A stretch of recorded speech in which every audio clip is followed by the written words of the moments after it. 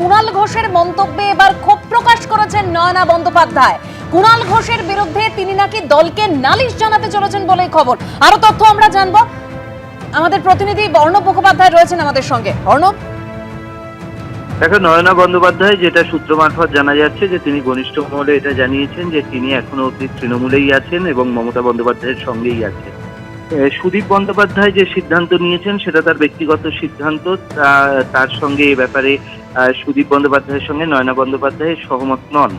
কিন্তু সেই জায়গা থেকে হচ্ছে যেভাবে কুণাল ঘোষ তিনি যেভাবে নয়না বন্দ্যোপাধ্যায়কে বিভিন্ন ভাষায় আক্রমণ করেছেন, বিভিন্ন বক্তব্য রেখেছেন তার সম্বন্ধে, সে ব্যাপারে কিন্তু নয়না বন্দ্যোপাধ্যায় যথেষ্ট ক্ষুব্ধ এবং এ ব্যাপারে তিনি দলকে বিষয়টি জানাবেন যে তিনি তৃণমূলের একজন বিধায়ক হওয়া সত্ত্বেও তাকে কেন এইভাবে আক্রমণ করা হচ্ছে এবং সে ব্যাপারে দল কি ব্যবস্থা নিচ্ছে সেগুলো কিন্তু সেই ব্যাপারে দলের কাছে জানতে চাইবেন এবং দলের কাছে পুরো বিষয়টি তিনি জানাবেন, এমনটাই জানা যাচ্ছে সূত্র মারফত।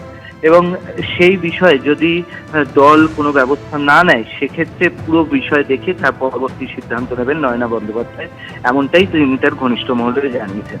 বেশ, ধন্যবাদ অর্ণব। কুণাল ঘোষ ঠিক কি বলেছিলেন শোনাবো। মমতা বন্দ্যোপাধ্যায় আমাদের নেত্রীর এগুলো প্রাপ্য ছিল, এই ধরনের লোকগুলোকে উনি মাথায় তুলেছেন। সুদীপ বন্দ্যোপাধ্যায় যাওয়া মানে তো buy one get one free, বিজেপির মার্কেটিংয়ে তো বিরাট সাকসেস।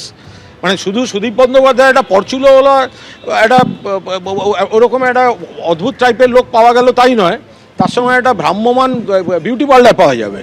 হ্যাঁ, ফলে buy one get one free. কিন্তু এটা মমতা বন্দ্যোপাধ্যায়ের প্রাপ্য পাওনা, এই ধরনের জিনিসপত্রকে উনি মাথায় তুলে রেখেছিলেন। এবং এই যে তাপস রায়কে চলে যেতে হলো, কেন যেতে হয়েছে?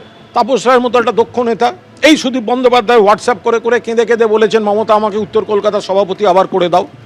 সজল ঘোষ, তার বাড়িতে পুলিশ দিয়ে দরজা ভাঙানো হয়েছে, একমাত্র কুণাল ঘোষ টুইট করে প্রকাশ্যে প্রতিবাদ করে আমি দলের লাথি ঝাঁটা খেয়েছি সেদিনকে। এগুলো কারা করেছে? এই ওখানকার যারা এইসব লোকজন। আর আজকে আমাকে সাসপেন্ড করা হয়েছিল কেন? আমি বলেছিলাম মানুষ হিসেবে তাপস রায় ভালো, আমাদের দলের প্রার্থী সুদীপ বন্দ্যোপাধ্যায়, তাহলে আর মানুষ হিসেবে তাপস রায় ভালো আমি বলেছিলাম, আমাকে সাসপেন্ড করে দেওয়া হয়েছিল। আজকে দেখুন কে ভালো কে খারাপ। দেখুন, কিছুক্ষণ আগে আমরা দর্শকদের দেখিয়েছি যে ঋতব্রত বন্দ্যোপাধ্যায় বলেছেন এই মুহূর্তে 64 জন বিধায়ক আমাদের সঙ্গে রয়েছেন, পরে সংখ্যাটা আরও বাড়তে পারে। আমি বলছি বিশ্বনাথ দা, এই নয়নার নালিশের মধ্যে বাড়তি কোনো সম্ভাবনা দেখছেন কি?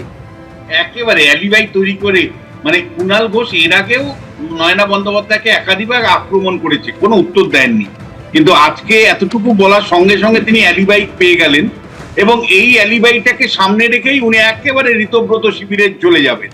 ফলে ঋতব্রত শিবিরে চলে যাওয়ার জন্য একটা কারণ খোঁজা দরকার, অজুহাত খোঁজা দরকার। কুণাল ঘোষের বক্তব্যটাকে হাতিয়ার করে অজুহাত করে তিনি বিরোধী শিবিরে নাম লেখাবেন, এই তো গল্প। এবিপি আনন্দ, এগিয়ে থাকে, এগিয়ে রাখে।